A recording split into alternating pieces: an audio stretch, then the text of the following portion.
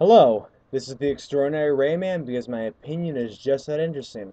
This is late. I'm kind of backlogged on my comics, which makes me sad because I love my comics. And I know this is very late.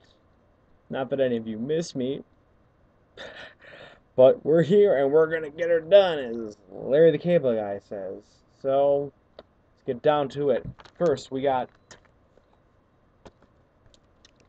Mystery Society Issue 4 by Stephen Niles and Fiona Staples. I love this book so very much. I believe it was the Comic Culture Warriors who first introduced it to me.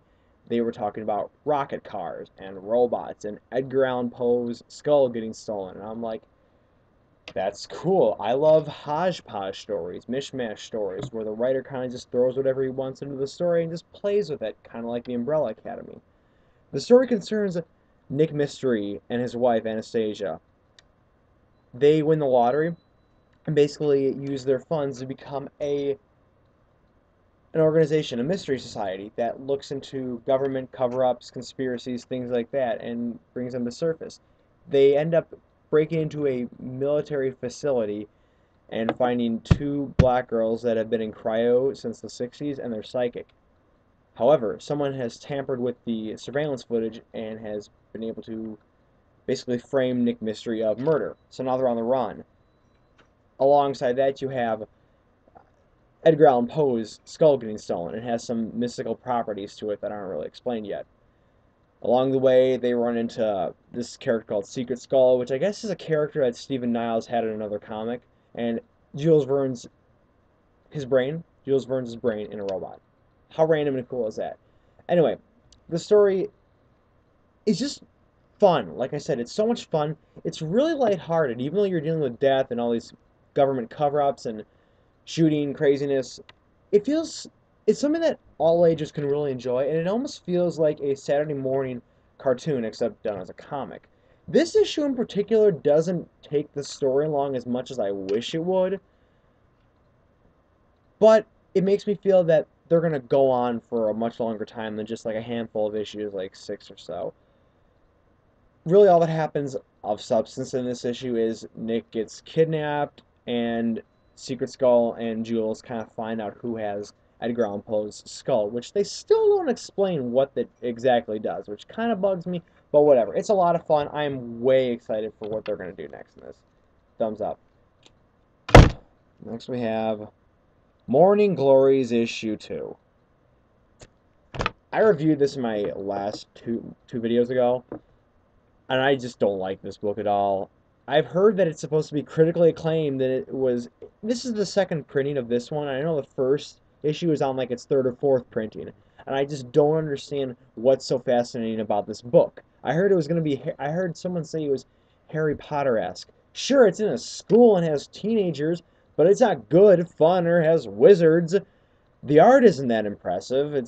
I mean, it's better than I can draw, but my little siblings can draw better than I can. And I don't like any of the characters. I want them all to die. And I don't see where this comic is going. So here's a problem. I don't care about any of the characters, so I don't care what happens to them.